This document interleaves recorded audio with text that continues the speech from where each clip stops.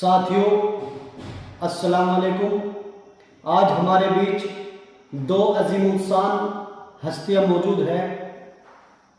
हमारे कस्बा थाना भवन से पूर्व वाइस चेयरमैन जनाब साहबुद्दीन साहब और छपरोली से उस्मानी सरनेम के संस्थापक जनाब नसीरुद्दीन उस्मानी साहब। तो आज जो है हम उस्मानी सरनेम पर ही चर्चा करने के लिए जा रहे हैं। ये आज हमारे पास थाना भवन आए हैं। सन 1984 में जनाब नसीरुद्दीन उस्मानी साहब ने ये सरनेम की मुहिम चलाई थी कि उस्मानी लगाओ अभियान। तब वो काफ़ी सफल भी हुआ था और धीरे धीरे आज भी युवाओं में उस्मानी सरनेम सर चढ़कर बोल रहा है। लेकिन उसी के बीच आज हमारे जनाब नसीरुद्दीन उस्मानी साहब अपने समाज को, बिरादरी को कुछ संदेश देना चाहते हैं। तो क्या संदेश देना चाहते हैं उस्मानी साहब आप? नाचीज़ खादिम नसीरुद्दीन उस्मानी की सरताज कौम के दर्दमंद बुजुर्गों, भाइयों, प्यारे बच्चों, अस्सलाम वालेकुम। आज मुझे कुछ समय से जानकारी हो रही है कि आज के कुछ नौजवान बच्चे उस्मानी सरनाम पर कुछ इख्तलाफ रखते हैं और आपस में जद्दोजहद करके मनमुटाव पैदा करने की मुहिम चलाई हुई है। इस संबंध में मैं आपको ये कहना चाहूँगा कि जब मुझे होश आया, बचपन के कुछ दिनों से बुजुर्गों में बैठना शुरू किया, तो ऐसी महफिल मुझे मिली जहाँ सरनाम की ज़रूरत पड़ी। तो मैंने अपने उन जन्नती मुकामी कब्र में सोने वाले बुजुर्गों से राब्ता कायम किया और मैंने मालूमात की। तो मुझे पता चला कि सन 1974 में ग्राम बिजवाड़ा, जो अब जिला बागपत में होता है, एक बिरादराने जोग्यान की पंचायत हुई और उसमें रहमानी नाम दिया गया और उसका सिजरा ये बताया गया कि उस रब्बुल आलमीन का हम पर रहम हुआ तो हम रहमानी हो गए। तो वो रहमानी नाम चल नहीं पाया। उसके बाद मुझे पता चला कि एक खिजरी नाम चला, खिजरी भी जो है नहीं चल पाया। तो मैंने बुजुर्गों से मालूम किया कि जैसा मुझे हिंदुस्तान के इतिहास से पता चलता है कि यहाँ पर कन्वर्टेड मुस्लिम है, जो पहले हमारे पूर्वज हिंदू धर्म को मानते थे, न जाने कितने वर्ष हुए होंगे कि वो इस्लाम धर्म को मानने लगे। तो पता चला कि हमारी जोगी बिरादरी में, जोगी सभी धर्मों में पाई जाती है, एक जयपाल जोगी जादूगर हुआ करते थे।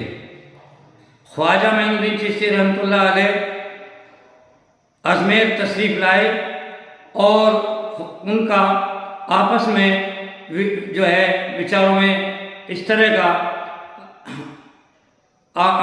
बात हुई, आमना सामना हुआ कि जयपाल जोगी ने उनके हाथ पर जो है बैत पढ़ करके इस्लाम कबूल कर लिया और उसमें जिन भाइयों ने उनको सही माना वो तो इस्लाम धर्म में शामिल हो गए और बाकी हमारे हिंदू भाई रह गए जो आज भी हैं। हमने जब गहराई तक सोचा तो पता चला ख्वाजा मोइनुद्दीन चिश्ती रहमतुल्लाह अलैह के दादा पीर उस्मान हारूनी हैं। तो मेरे उन बुजुर्गों ने जो आज कब्र के अंदर सो रहे हैं, तो उन्होंने मुझे सलाह दी कि आप अपने आप को उस्मानी लिखें। इसी बात को लेकर के हमने छपरोली में 23/3/1984 को कौमी इजलास बुलाया अपने मरहूम दादा बरकत अली रहमतुल्लाह खां उस्मानी को खैराज इक़्क़त पेश करने के लिए। कौम के अंदर उस समय सामाजिक बुराइयां जो थी उनको सामने रखा, आपस में गुटबाजी थी उसको सामने रखा, तालीम की कमी थी उनको सामने रखते हुए लोगों से मैंने अपील की, हाजरीन आवाम से जो हज़ारों आदमियों में थी, कि आप अपने नाम के साथ जो उस्मानी सरनाम लगाएं। तो हाजरीन कौम ने बहुत ऊंची आवाज़ में कहा, उसमें उस्मानी नसीरुद्दीन आगे बढ़ो, कौम तुम्हारे साथ है और उस्मानी हमको मंजूर है, हम उस्मानी अपने आप को कहेंगे। आप जो है इस बात को लेकर के बहुत दिनों तक लंबा सफ़र होता रहा। मुझे उत्तर प्रदेश के अनेक जिलों में जाने का मौका मिला, बिरादर भाइयों से मिला, तो उन्होंने भी कहा आप उस्मानी क्यों लिखते हैं। तो मैंने इसलिए ये बताया कि हमारे दादा जोगी के दादा पीर उस्मान हारूनी हैं, इसलिए मैंने अपने आप को उस्मानी लिखा। इसमें से कुछ भाइयों ने उनको माना, जिन्होंने इस बात को मान लिया मैंने उनको शुक्रिया अदा किया। लेकिन कहीं मुझे खिजरी मिले, कहीं मुझे वारसी मिले, कहीं मुझे कलंदरी मिले, कहीं मुझे खान मिले, अनेकों नाम से मुझे बिरादरी में कहने वाले मिले। मैंने कभी किसी को ऐतराज़ नहीं किया, ना ही मेरा ऐतराज़ आज है। जो जिसको अच्छा लगे उस नाम को इस्तेमाल करें। और ऐसा भी मैं पहली बार आपको बताना चाहता हूँ कि मैं जब भी कहीं ज़रूरत समझता हूँ तो मैं पहले अपने नाम के आगे जोगी नसीरुद्दीन उस्मानी जो लिखता हूँ और उन लोगों का शुक्रिया अदा करता हूँ जो मेरे हम ख्याल बने और आगे बनते जा रहे हैं। जिनको अच्छा लगे सरनाम उस्मानी वो लिखें, और जिन्हें अच्छा नहीं लगता अपने नाम के आगे वो कुछ भी लिखें, मुझे इसमें कोई ऐतराज़ नहीं होगा। मैं उनको बार बार उनका शुक्रिया अदा करूँगा जो हमारे हम ख्याल बनते जाएंगे। आओ चलें साथ हम, मिलेंगे कदम, जुड़ेंगे हम, पढ़ेंगे बच्चे, खिलेगा कौमी चमन। हम अपने बच्चों को ऊंचे से ऊंची तालीम दिलाएं, दीनी तालीम दिलाएं और साइंस की तालीम दिलाएं और भारतीय एकता के लिए हम काम करें। हम हिंदू नहीं, हम मुसलमान नहीं, सिख नहीं, ईसाई नहीं, ये हमारे अमर शहीदों ने देश की आज़ादी के लिए जब संघर्ष किया, अपनी जान की कुर्बानी देकर के साबित किया है, तो उन्हीं के कदमों पर चलते हुए हम अपने आप को साबित करें। हम एक हैं, एक रहेंगे और भारतीय एकता जिंदाबाद, कौमी एकता जिंदाबाद। इसी के साथ आगे बढ़ें। आपस में आप किसी भी तरह का मन मुटाव जो है पैदा ना करें। हमारे उस्मानी साहब ने बहुत ही अच्छी बात रखी और बताया कि हमारी बिरादरी में इससे पहले काफ़ी सरनेम आए थे जो अभी भी नसीरुद्दीन उस्मानी साहब ने बताए, लेकिन फाइनल मोहर उस्मानी सरनेम पर लगी थी जो छपरौली की सरजमी से लगी थी। और हमारे नसीरुद्दीन उस्मानी साहब, हमारे बुजुर्ग कहते हैं कि मैंने कभी भी किसी से कोई ज़बरदस्ती नहीं की कि उस्मानी सरनेम लगाने के लिए कोई हठधर्मिता नहीं की और ना ही किसी के साथ कभी कोई दुर्व्यवहार किया। अपनी मर्जी से जो इनके साथ चले गए इनका कारवा बनता गया। तो कहने का मतलब ये है कि जनाब नसीरुद्दीन उस्मानी साहब भी यही चाहते हैं कि आओ साथ चले और कदम से कदम मिलाकर चले और अपने बच्चों को पढ़ाते चले। तो बहुत ही अच्छी बात कही है इन्होंने, हम इनका समर्थन करते हैं।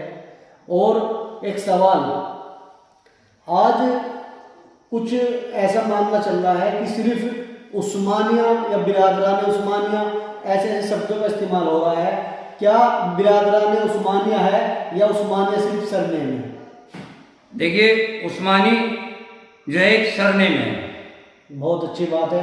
तो क्या मैं आपको ये भी बताना चाहूँगा, जब मुझे ज़रूरत पड़ी अपनी कौमी सर्टिफिकेट की, जो भी हमारी सरकार का नियम है, तो मैंने पाया कि भाई हमारी सरकार जो है मुसलमान जो इस्लाम धर्म को मानते हैं वो जोगी का नाम गवर्नमेंट की लिस्ट में नहीं है। तो हमारे उस इजलास में जो 23/3/84 को छपरौली में हुआ था, उस समय शांति स्वरूप त्यागी जो राज्यसभा सदस्य होते थे वो भी आए थे। तो हमने उनके सामने रखा था कि हमारी बिरादरी का नाम जो है, जोगी बिरादरी का नाम जो इस्लाम धर्म को मानती है, गवर्नमेंट की लिस्ट में आना चाहिए। उनके सहयोग से और उसकी आवाज़ उठाने से हम काफ़ी लंबा सफ़र तय किया। और ये मुझे बताने में कोई हिचकिचाहट नहीं है कि जब बहन कुमारी मायावती जी की पहली सरकार थी उसमें एक अध्यादेश जारी हुआ था, और मुझे याद है उस समय सचिव शायद राम कुमार हुआ करते थे नाम से, उनकी तरफ से एक अध्यादेश जारी हुआ था जिसमें दिगर कई एक इस्लाम धर्म को मानने वाली बिरादरी का नाम ओबीसी में आया था, पिछड़े वर्ग की श्रेणी में आया था, तो उसी में जोगी नाम भी आया था। और तभी से हमारी बिरादरी के लोग जोगी का सर्टिफिकेट हासिल करके गवर्नमेंट की जो नीतियां हैं, गवर्नमेंट की जो योजनाएं हैं, उनसे लाभ उठाते रहे हैं जो है। और आगे हमें केंद्र की गवर्नमेंट ने भी दिया। और अब मेरी जानकारी में ऐसा है कि जब हम नसीरुद्दीन हैं तो हम इस्लाम धर्म को मानने वाले हैं, तो हमें जोगी नाम का सर्टिफिकेट मिलता है। इसमें सरनेम अगर कहीं लग सकता है, कानूनी बहुत बड़ी प्रक्रिया है, अगर कोई भाई इसका सहयोग कर रहा है, कोई आवाज़ उठा रहा है, जो उसमें भी मुझे कोई एतराज़ नहीं है। देखिए जनाब नसीरुद्दीन उस्मानी साहब, आप हमारे बुजुर्ग हैं और आप उस्मानी सरनेम के संस्थापक भी हैं। कुछ व्हाट्सएप ग्रुप सिर्फ बिरादरान उस्मानिया जैसे नामों से भी चल रहे हैं, तो आपकी इस बारे में क्या राय है? इसके बारे में क्या कहना चाहेंगे जनाब नसीरुद्दीन उस्मानी साहब? इमरान राजा, आपने बहुत ही समय के मुताबिक सवाल किया। इसी सवाल को लेकर के आज हमारे नौजवान बच्चे आपस में मनमुटाव कर रहे हैं, और वो मनमुटाव कर रहे हैं। मैं समझता हूँ जब सरनेम उस्मानी दिया गया था, जब तक वो पैदा भी नहीं हुए थे। आज वो नौजवान हैं और हम बूढ़े हो चले हैं, तो मेरा उनसे अब यही कहना है कि पहले हम जोगी कबीले में पैदा हुए, उस्मानी सरनाम हमने बाद में रखा। हम जोगी उस्मानी के नाम से बहुत कुछ चलाए, मैं उनका शुक्रगुजार होऊंगा, लेकिन बिरादरान उस्मानी के नाम से कोई चीज़ चलाएं, मेरा इत्तेफाक इससे नहीं है। तो हमारे बुजुर्ग जनाब नसीरुद्दीन उस्मानी साहब ने अपने शब्दों में कह दिया कि सबसे पहले हम जोगी है, उस्मानी हमारा सरनेम हो सकता है।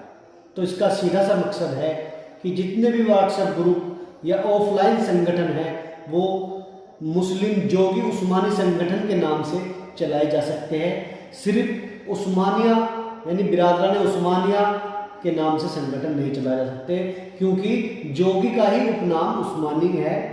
जोगी है और हम जोगी ही रहेंगे, हमारा उपनेम यानी सरनेम उस्मानी हो सकता है। तो जितने भी ग्रुप हैं आज से ही उनके नाम चेंज कर दिए जाए। जनाब नसीरुद्दीन उस्मानी साहब जो उस्मानी सरनेम के संस्थापक हैं, जिन्होंने जन्म दिया है अपनी समाज के लिए उस्मानी सरनेम को, उनका ये आदेश है कि आज से ही सभी ग्रुपों के जो है टाइटल बदल दिए जाए, उन्हें मुस्लिम जोगी उस्मानी संगठन के नाम से चलाया जाए। उन्हें कोई आपत्ति नहीं है और समाज को भी कोई आपत्ति नहीं है, क्योंकि हमारी बिरादरी जोगी है और हम रहेंगे जोगी ही। हमारा उपनाम उपनेम यानी सरनेम उस्मानी। बहुत ही अच्छा लगा आज हमारे बुजुर्ग हमारे पास आए और उन्होंने अपने विचार हमारे सामने रखे, अपनी बातें रखी, और बहुत ही अच्छा लगा क्योंकि बहुत ही अच्छे इन्होंने मैसेज दिए। जनाब नसीरुद्दीन उस्मानी साहब और पूर्व वाइस चेयरमैन साहबुद्दीन साहब हमारे पास आए, इन्होंने अपने विचार हमारे सामने रखे, अपनी बातें बताई और संयुक्त रूप से दोनों ने मिलकर अपनी बातें समाज के सामने रखी। तो अब बातें देखो चलती रहेगी, क्योंकि हम तो फिर एक नए मुद्दे के साथ आपके सामने हाजिर होंगे। और अंत में बस मैं इतना कहना चाहता हूँ कि समाज को आप अलग से कोई मैसेज देना चाहते हैं जनाब नसीरुद्दीन उस्मानी साहब, क्योंकि समाज को मैसेज भी देना जरूरी है, नसीहत भी करना जरूरी है। तो इसलिए समाज को कोई मैसेज देना चाहते हैं तो समाज को कोई नया मैसेज दे सकते हैं। मेरी सरताज कौम के दर्दबंदो, आज मुझे सबसे भारी दुख जो हो रहा है, जो कि नबी पाक की हिदायतों से अलग हटकर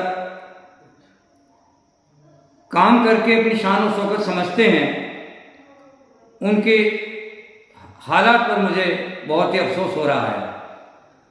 अगर हम 7/10/55 ईस्वी को जो छपरौली में इजलास में एक रेजोल्यूशन पास हुआ था, उस पर अगर हम 10% भी चले हुए होते तो आज हमारी कौम के अंदर ये हालात पैदा ना होते, जिनको सुन करके मुझे बहुत ही दुख और जो है दर्द होता है। आज दहेज देना कोई बुराई नहीं है अगर हम पर्दे के अंदर अपने बच्चों को उनका हकूक देते हैं। अगर दिखावा करके हम दहेज दे रहे हैं तो हमारी वो बेटियां क्या सोच रही हैं जो गरीब की बेटी हैं, आज कई बड़ी बड़ी उम्र होने के बाद घर पर बैठेंगी, उन्हें दुख होगा और क्या उनकी शान और शौकत बढ़ेगी दिखावा करके। मेरी सबसे पहली गुजारिश ये है कि हम दिखावा बंद करें, बच्चों को उनका हकूक दें। अगर लड़के का हमारी संपत्ति में हक है तो हमारी बेटी का भी हक है। वो हम जब अपने बेटों को दिखावा करके हम अपनी संपत्ति नहीं बांटते तो हमें बेटी को भी जो हम अपनी कमाई का हिस्सा दे रहे हैं उसका हमें दिखावा नहीं करना चाहिए। आज मुझे ये भी दुख होता है जब ये कोविड-19 चल रहा था, हमारी बहुत सी शादियां हुई और उन शादियां आज बहुत सी हमारी नज़रों में ये भी सुना जाता है कि टूटने के कगार पर हैं या वो न्यायालय में केस चल रहे हैं। इससे भी मुझे बहुत भारी दुख है। लिहाजा मेरी उनसे गुजारिश है, निवेदन है, गुजारिश करता हूँ, पुरजोर में भीख मांगता हूँ, जो माननीय अदालत में जाकर छोटे छोटे मनमुटाव को लेकर के अदालत का समय व्यतीत करते हैं, बेकार व्यतीत करते हैं, फिजूल खर्च करते हैं और अपने बच्चों को आंसू का रोना रुआते हैं। आप उस रास्ते से वापिस आएं और अपने घर में अमन और चैन की जो है जिंदगी बसर करें। ये मेरी बहुत जो है पुरजोर गुजारिश है। मैं आपसे फिर दोबारा ये कहना चाहूँगा, आपस में किसी भी एक मुद्दे को लेकर के मनमुटाव पैदा ना करें, बिल्कुल मनमुटाव पैदा ना करें, अमन और चैन के साथ रहें, शांति के साथ रहें और जो भारत सरकार जो योजनाएं चलाई हुई है गरीबों के लिए उनकी जानकारी हासिल करके हम जो उनका फायदा उठाएं। अपने जैसे नबी पाक ने कहा, अगर एक रोटी है पड़ोसी भूखा है तो उसे बांट करके खाएं, हम अकेले ना खाएं। हम उनकी बातों पर अमल करें और अपने बच्चों को ऊंचे से ऊंची तालीम दिला करके, दीनी और दुनियावी दोनों तालीम दिला करके इंसानियत के पैगाम की तरफ हम लेकर के चलें। यही हमारे लिए सबसे ज़िंदगी की बेहतराई होगी और हमारे बच्चों के लिए खुशहाली भरा एक दिन जो है चमन होगा और हम दूसरों को भी राह दिखाने वाले चलेंगे। आओ चले बुलंदी की मंजिल की ओर जहाँ से भटके, आओ चले उस बुलंदी की ओर जहाँ से भटके। हमें वो रास्ता तलाश करना चाहिए और अपने बच्चों की बुलंदी के लिए रात और दिन मेहनत करके नेक कमाई से उनको ऊंची से ऊंची तालीम दिलानी चाहिए। यही मेरी आपसे पुरजोर गुजारिश है। देखिए, अपने मैसेज में जनाब नसीरुद्दीन उस्मानी साहब ने बहुत कुछ कह दिया और इतना कुछ कह दिया कि शायद कहने की कोई गुंजाइश नहीं बची। इन्होंने पूरे समाज से रिक्वेस्ट की है, गुजारिश की है कि दहेज प्रथा पर प्रतिबंध लगना चाहिए और जो बच्चा गरीब है, जिनके माँ बाप गरीब हैं, वे बच्चे आज दहेज की वजह से अपने घर बैठी है, चाहे वो कितनी पढ़ी लिखी है, कोई भी हुनर उसके पास है, सिलाई कढ़ाई बुनाई, वो सब दहेज रूपी राक्षस के सामने फैल होता दिखाई देता है।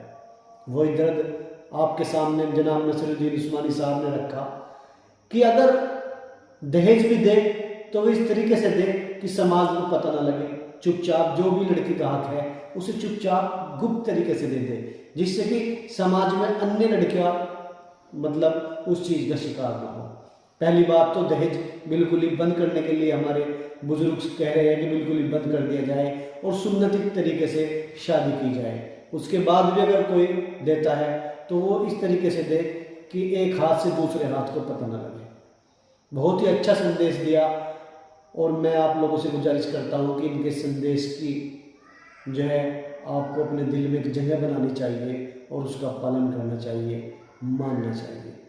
बातों का सिलसिला यहीं पर ख़त्म करते हैं, फिर अन्य किसी मुद्दे पर बात करते हैं और फिर मिलेंगे। खुदा हाफिज़।